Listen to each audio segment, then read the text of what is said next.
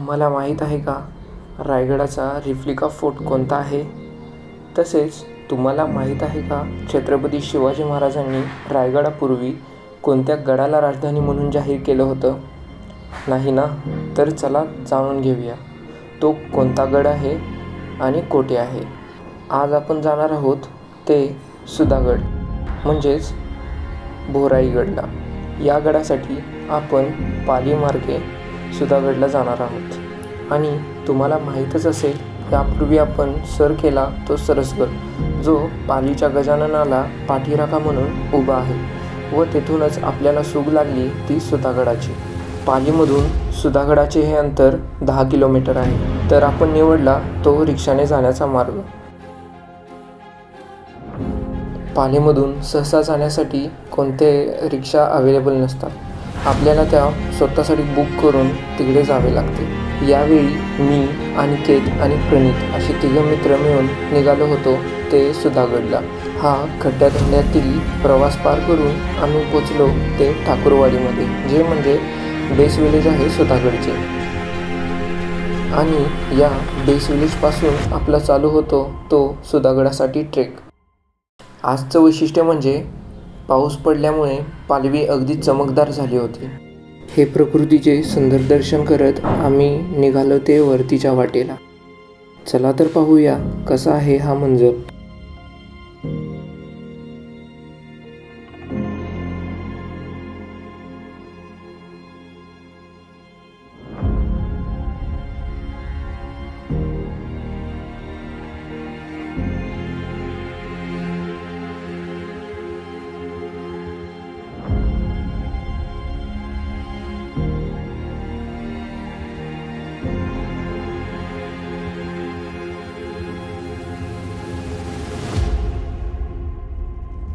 मित्राचं बोलून झालं की माईकचा थोडा ताबा मीही घेतला आणि चालू केला आमचा थोडासा इंट्रो. आणि प्रणित तिघेजण आज ट्रेक कंप्लीट करतोय सुधागड पूर्ण पावसामध्ये. यापुढचा मंजर न विसरण्यासारखा होता, कारण की या वॉच टॉवरवरून जो दिसत होता तो नजारा बस फक्त फील. वरती चढून आम्ही पाहिला तो जवळचा पूर्ण परिसर जो अगदी हिरवळीने माखलेला होता. आणि हा मित्र जो वरती यायला नाकारत होता. बस काय, त्याला नाही मिळाला हा मंजर. पुढे आपल्याला याच वाटेने गडावरती चढण्यास सुरुवात करायची आहे. या दाट झाडींमधील वाटावरून जाताना मित्रांची थोडी धाकधुकच होत होती, कारण की दर दिवशीपेक्षाही ट्रेकर्सची आज गर्दी खूप कमी होती, म्हणून थोडेसे चिंताजनकच वाटत होते. अशाच या झाडांनी भरलेल्या वाटा पार करून आपल्याला पुढे जायचं आहे.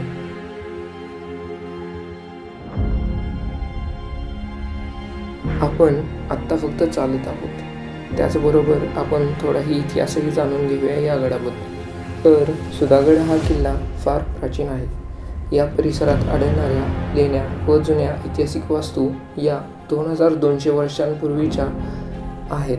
यावरून असे अनुमान निघते की सुधागड हा किल्ला देखील तितकाच जुना किल्ला असावा, कारण पुराणात भृगु ऋषींनी येथे वास्तव केल्याचे अनेक उल्लेख आढळतात. याच ऋषींनी भोराई देवीची स्थापना या डोंगरावर केली. तसेच छत्रपती शिवाजी महाराजांनी 1657 ते 1658 मध्ये जेव्हा आदिलशाही मुलूक जिंकला त्यावेळी सुधागडावरील हा किल्ला स्वराज्यात सामील करून घेतला. नारुमुकुंद सबनीस यांच्याकडे हा गड होता. शिवरायांनी या गडाचे बोरबवरून सुधागड असे नामकरण केले. राजधानीसाठी याही गडाचा विचार शिवरायांनी केला होता असा उल्लेख आहे. तसेच गडाच्या पायथ्याशी असलेल्या पाचापूर या गावातच छत्रपती संभाजीराजे व औरंगजेबाचा बंडखोर मुलगा अकबर यांची भेट झाली होती. महाराजांच्या अष्टप्रधान मंडळात असलेल्यांपैकी अण्णाजी दत्तो, बाळाजी आवजी चिटणीस, त्यांचा मुलगा आवजी बल्लाळ आणि हिरोजी फर्जंद या सर्वांना भाद्रपद पौर्णिमेच्या दिवशी छत्रपती संभाजीराजांनी सुधागड परिसरात असणाऱ्या परली गावात हत्तीच्या पायी दिली. असा काही इतिहास आपल्याला या किल्ल्याबद्दल पाहावयास मिळतो.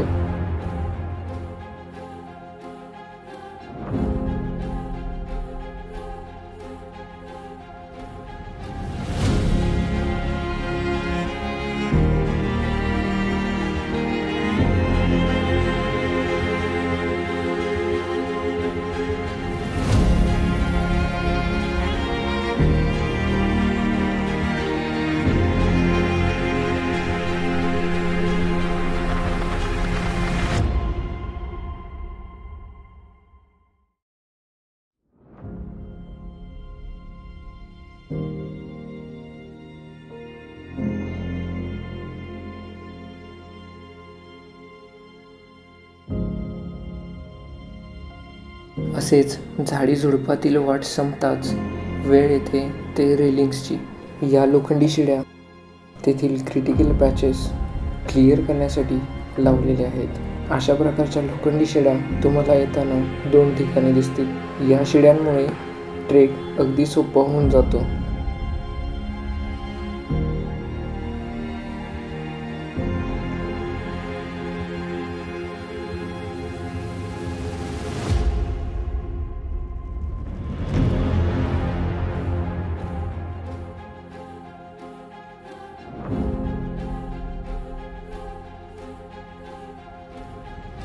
शिड्या पार केल्यानंतर अशा कातळात कोरलेल्या पायऱ्या आहेत, जिथून आपल्याला वरती जाण्यास थोडं सोयीस्कर होऊन जातं. आणि इथे पाणी असल्यामुळे थोडासा घसरट भागही झाला आहे. सो अशा ठिकाणाहून जाताना थोडंसं काळजीपूर्वकच चाललं पाहिजे.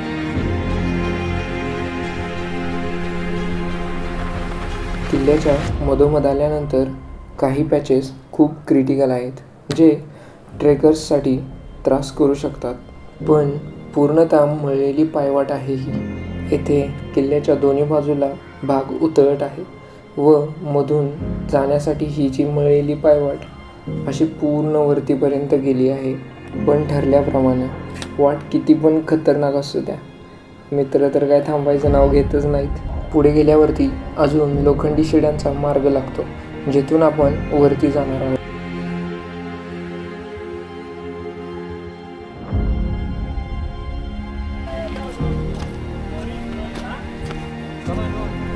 जुन्या सीड्या दाखवतो, जुन्या सीड्या लोक तिथून जायचे.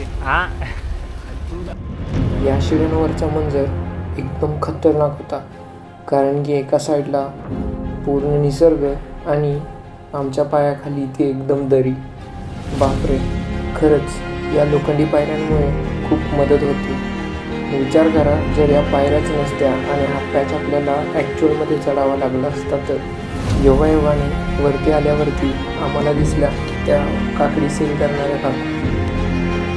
त्यात भूक पण खतरनाक लागली होती, कारण की सोबत बिना काही घेता येणारे आम्ही वेडी मुलं. साधी एक्स्ट्रा पाण्याची बॉटल पण जवळ ठेवली नव्हती. पण तुम्ही असं करू नका, सोबत 2-3 तरी एक्स्ट्रा वॉटर बॉटल्स कॅरी करा. अशा प्रकारे मसालेदार काकड्या घेऊन आम्ही निघालो परत आमच्या वाटेवरती. मस्तपैकी काकड्यांवरती ताव मारत व गप्पा मारत आम्हीच परत चालू केला आमचा ट्रेक.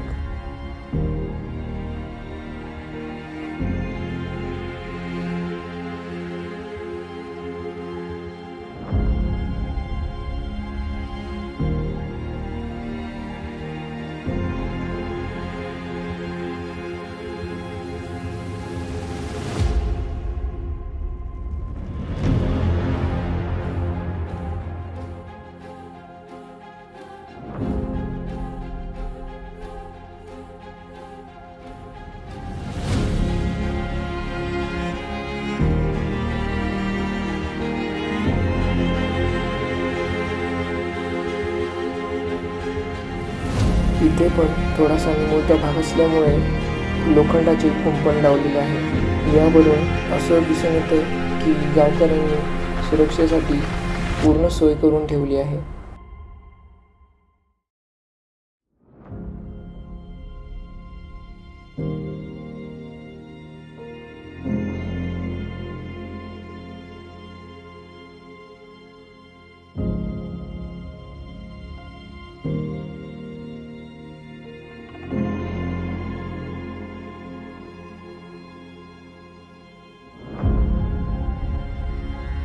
तुम्हाला माहिती आहे का, याच वाटांवरून इतिहास रचला गेला होता आणि आपण तोच अनुभवणार आहोत.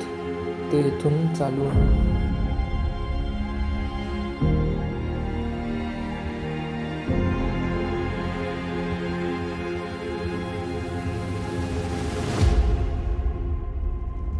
आता आपण जे दगड पाहणार आहोत ते आकाराने चौकोनी आहेत. असं वाटतं की यांचाही अवशेष पुरातनच असावा. कदाचित हे पुरातनच असावेत. अशा खूप साऱ्या गोष्टी अजून आपल्याला एक्सप्लोअर करायच्या आहेत, ज्या आपण पुढे जाऊन पाहणार आहोत.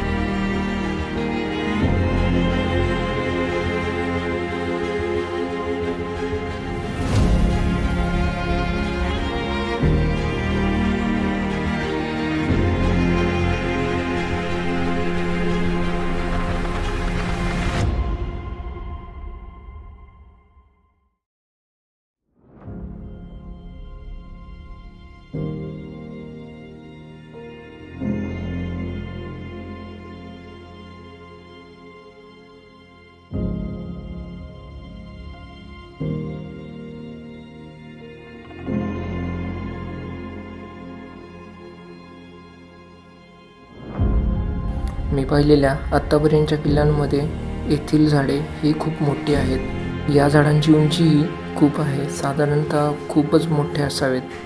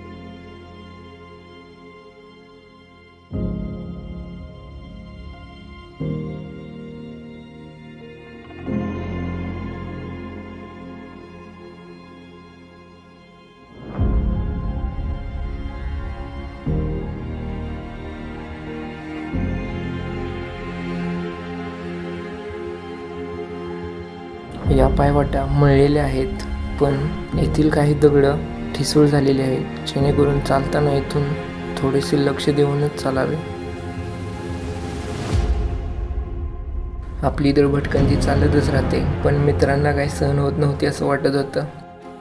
आपण ट्रेक अर्ध्यापर्यंत आलो की मित्रांनी स्थान आपण केले ते एका जागेवरती. तेथून काही उठायचे नावच घेत नव्हते आणि एकाचा तर पूर्ण चेहराच पडला होता. थकावट काय असते ते यांच्या तोंडावरून दिसून येत होते. हे तर सर्व मजेचे भाग होते, पण याचा पुढचा ट्रेक हा आकर्षक होता. हेच ती झाडे जे मी तुम्हाला पूर्वी बोलत होतो. अगदी आकाशाला उंचवतील अशा प्रकारची ही झाडे आहेत. आणि हो, आपल्या कोणत्या फोर्ट व्हिजिटला खेकडोबा भेटले नाहीत असे कधी झालेच नाही. इथेही आपल्याला त्यांचे दर्शन झाले.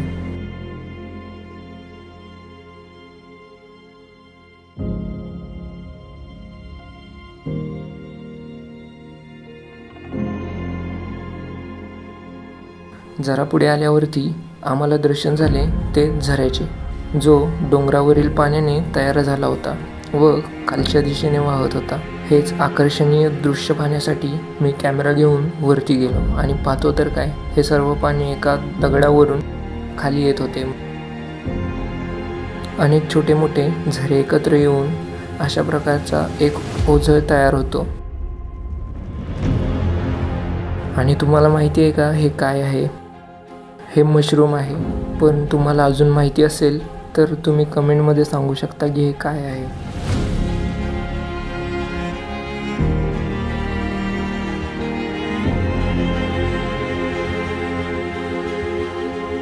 आता इथून पुढे पायऱ्यांचा मार्ग आहे, जिथून आपल्याला सहजरित्या गडावरती जाता येते.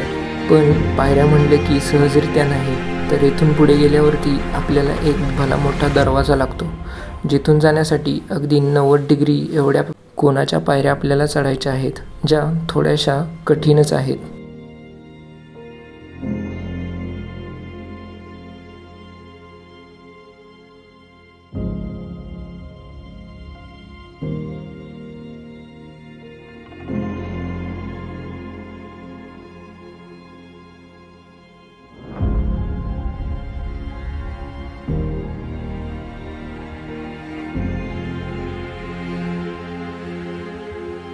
गडावरती जाताना अशी आपल्याला छोटी जीव दिसणं साहजिकच आहे, म्हणून चालताना थोडंसं पाय जपूनच टाकावा, कदाचित एखाद्याचा जीव वाचेल.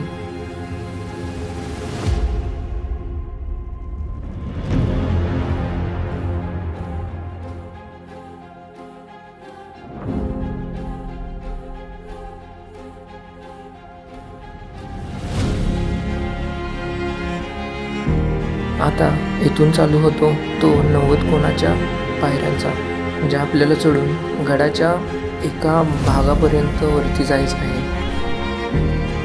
इथून जाताना आम्हाला जे दृश्य आले ते तुम्ही पहा.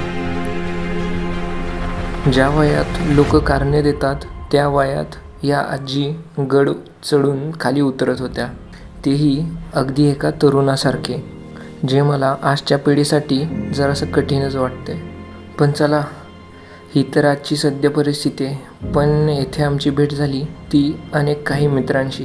तेही आले होते सुधागड सर करण्यासाठी. तिलाच प्रवीण भाऊंनी थोडी माहिती दिली ती सुधागडाची. रायगडच्या अगोदर सुधागडला राजधानी करण्याचा प्लॅन होता महाराजांचा. पण महाराजांनी हा किल्ला पाहून जाताना रायरीचे डोंगर दिसल्यानंतर त्या हिरोजी इंदलकर बरोबर असताना त्यांना दाखवलं. ते दाखवल्यानंतर हिरोजी इंदलकरांना विचारलं त्यांनी की या डोंगरावरती आपल्याला किल्ला बनवता येईल का? तर ते हो बोलले. मग त्यानंतर रायगडाची बांधणी. माहिती तर एकदमच उत्तमच होती, जी कोणाला माहीत पण नव्हती. थोडी गडाबद्दल माहिती ज्ञात झाली की आम्ही निघालो ते बुरुजाकडे, म्हणजेच बुरुजाच्या आतमध्ये, जिथून पहारेकरी पहारा ठेवत असत. चला तर पाहूया आतमध्ये कसा व्ह्यू आहे. जर तुम्ही पण या बुरुजाच्या आतमध्ये जात असाल तर आपल्याला तेथून सहजरित्या जाता येईल का याची जाणीव राखा.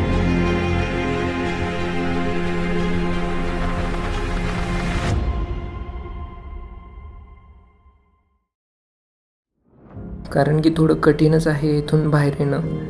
आणि बाहेर आल्यावरती हा तो निसर्ग जो आम्ही अनुभवला.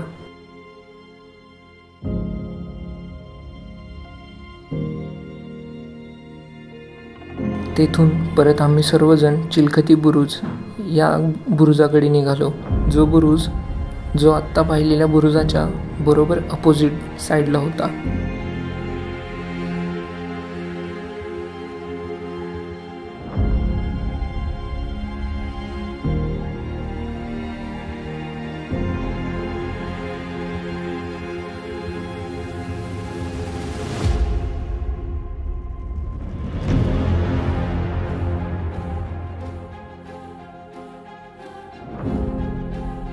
अवघड पायऱ्या चढून आल्यावरती गडावरती आले असे नाही.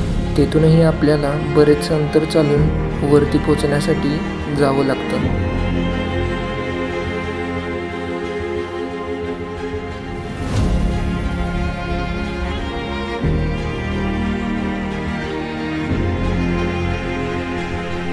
या सर्व भ्रमंतीमध्ये असं दिसून आलं की एखाद्या तरी टीममध्ये असा एक ट्रेक लीड असतो जो आपल्या टीमची काळजी घेतो. लीडर असावं तर असा पडला भेटला तर आमचे कॅप्टन वर गेलेत. आमचे व्हाईस कॅप्टन आहे. व्हाईस कॅप्टन कॅप्टन आमचे.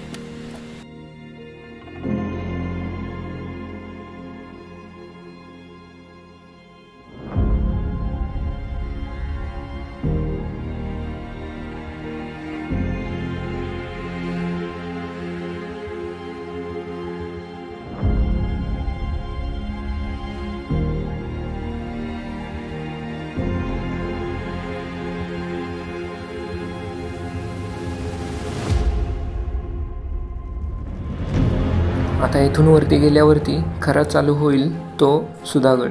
गडावरती आल्यावरती आम्हाला असे समजले की गडाचा पूर्ण प्रदेश हा 1200 एकरचा आहे. म्हणून तर या किल्ल्याची निवड राजधानी म्हणून करण्यात आली होती.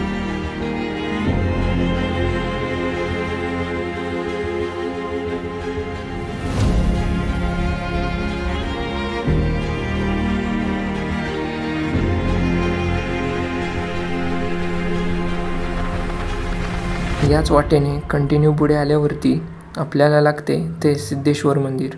येथे बरेच सारे मंदिर आहेत. यामध्ये सिद्धेश्वर मंदिर हे एक आहे. मंदिरापाशी आल्यावरती बाहेर गणेशाची मूर्ती आणि मध्ये महादेवाची पिंड. आपण पुढे न थांबता आत जाऊन महादेवाच्या मंदिराचे आतून दर्शन घेतले व तेथेच काही वेळ थांबलोही. याच मंदिराच्या पाठी कमळ तलाव असे एक तलाव आहे, जे दिसण्यास खूप सुंदर आहे.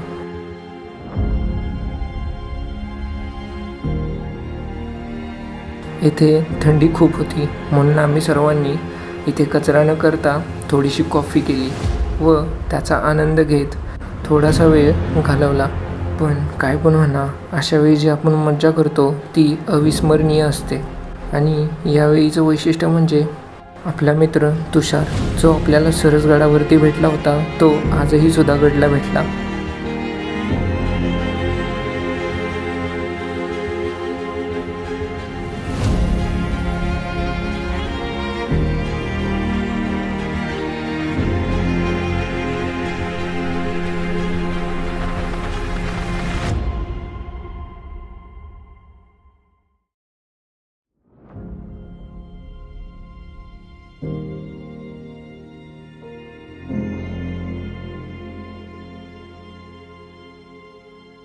पुढे आल्यावरती आपण निघालो आहोत ते भोरांच्या राजवाड्याकडे, जिथे आपल्याला पुरातन राजवाडा पाहावयास मिळेल.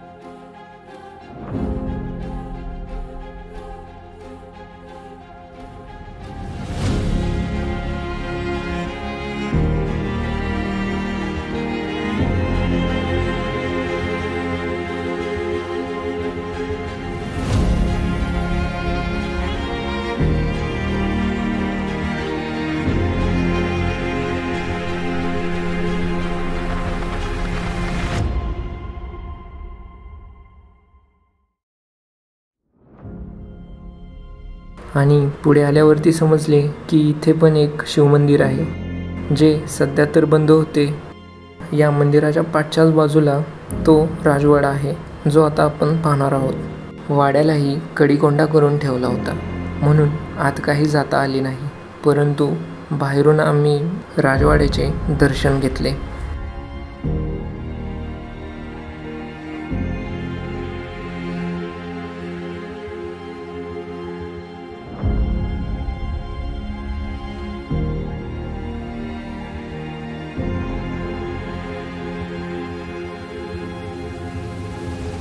राजवाडा सर केला की आपण निघालो भोराई देवीच्या मंदिराकडे, जेथेच वाटेमध्ये आपल्याला एक छोटंसं मंदिर लागणार आहे, जे हनुमानाचंच कदाचित असावं.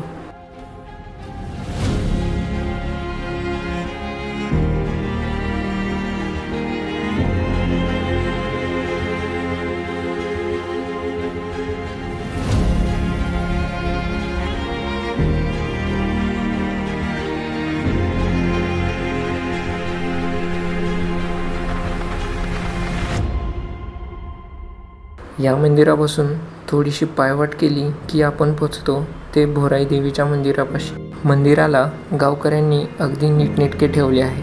मंदिराच्या बाहेर एक मोठा ज्योतस्तंभ आणि आतमध्ये भोराई देवीची मूर्ती आहे. चला तर पाहूया आतमधून मंदिर कसं आहे. प्रवेश करताच आपल्याला दिसून येईल ते देवीचे वाहन म्हणजेच वाघ, आणि त्याच्यापुढे एक कुंड आणि नंतर स्वयं भोराई देवीची मूर्ती.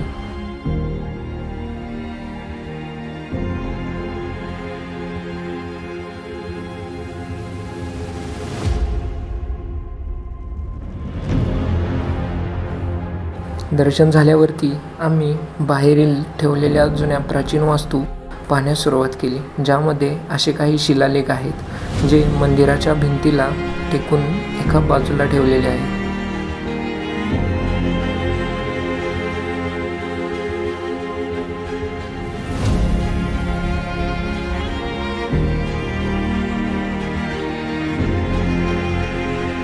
त्यानंतर थोडंसं पुढे गेल्यावरती अशा बऱ्याचशा प्राचीन वास्तूही पाहण्यास मिळतील.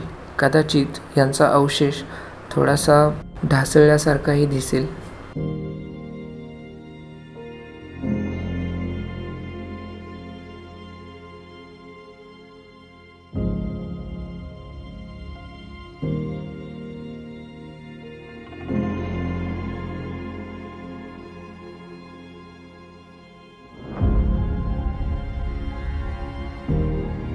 आता आपण जाणार आहोत ते म्हणजे महाद्वाराकडे, जे पाहण्यासाठी सर्वजण उत्सुक होते. कारण की जसं प्रवीण भाऊंनी सांगितलं की रायगडाचा दरवाजा आणि सुधागडचा दरवाजा हा एकसारखाच आहे. दोन्ही दरवाजे गोमुख प्रकारचेच आहेत, त्यामुळे उत्सुकताही खूपच होती.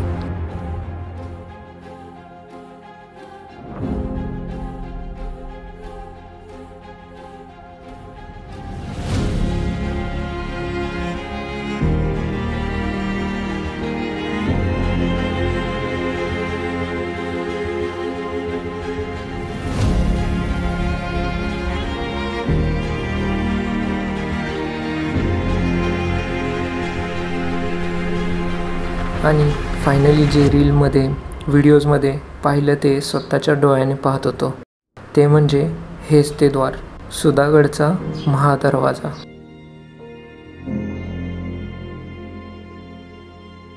गडावरती आलो आणि शिवगर्जना झाली नाही असे कधी झाले नाही. छत्रपती शिवाजी महाराज की जय. धर्मवीर छत्रपती संभाजी महाराज की जय. हर हर महादेव. हर हर महादेव.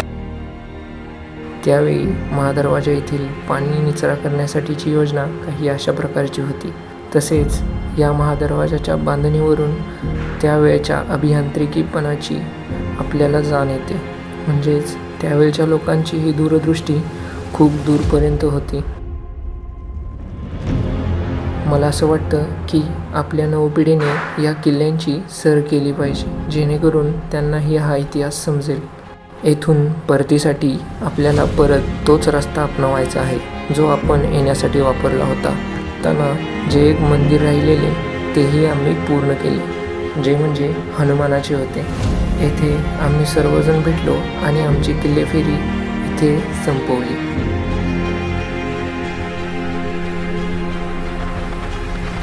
जाताना 3 जण होतो, पण खूप मज्जा करत गेलो. ते तर तुम्ही आता पाहूच शकता.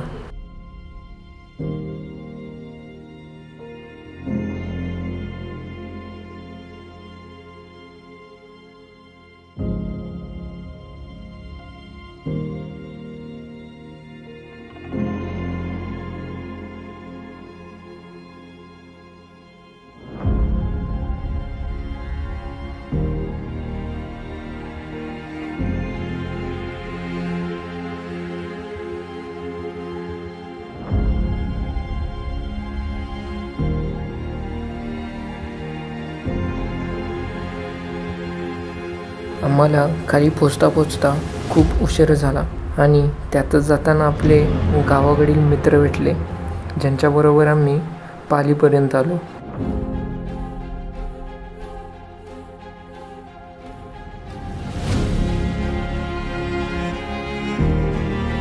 पण जातानाचा त्यांचाही उत्साह काही कमी नव्हता. छत्रपती संभाजी महाराज की जय. जय भवानी. जय शिवाजी.